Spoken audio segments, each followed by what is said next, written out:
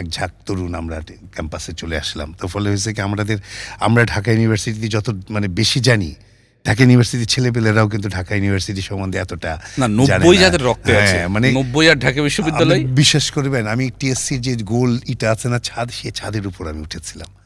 মানে সেই সময় এটা একটা, সবাই কিন্তু ওই জায়গায় ওঠাও কষ্ট, তো মানে এইভাবে কি মানে সেই সময় কিন্তু মানে এভারেস্ট সিঙ্গের জয়ের মতন মনে হয়েছিল।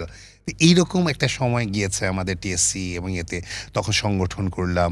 তো নিজে তখন বেশি আমার মনে হয়েছিল যে আমি একজন সংগঠক হব তখন, মানে সবচেয়ে বেশি আমার নিজস্ব কি গুণ আছে শিল্পের, সবই করেছি, গান করেছি, গিয়েছি, নাটক করেছি, কিন্তু কবিতা তো পড়েছি। আবৃত্তি যেই শাখাটা ছিল সেই সময় আমি দায়িত্ব নিয়ে কাজ করিয়েছি।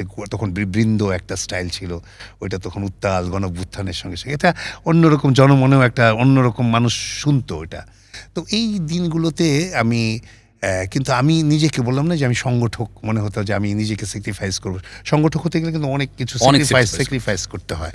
তো সংগঠনকে টিকিয়ে রাখার জন্য অনেক করেছি, চেষ্টা করেছি, কিন্তু একটা সময় তো জানেনই আপনি, যখন পরবর্তীতে সেই স্বপ্নগুলো মুখ থুবড়ে পড়ে গেল, সেই রাশিয়ায় সমাজতন্ত্রের পতন, একদিকে পূর্ব ইউরোপের পতন, এদিক দিয়ে মানুষের কেরিয়ার, এক একজন মানুষ এক এক দিকে দৌড়াচ্ছে।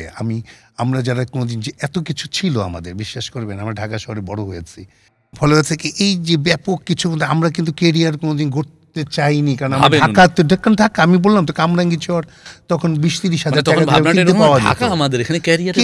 ঢাকা সেটাই, ঢাকাতে মানুষজন আসতো বিভিন্ন জায়গায়, আমরা ঢাকায় আছি।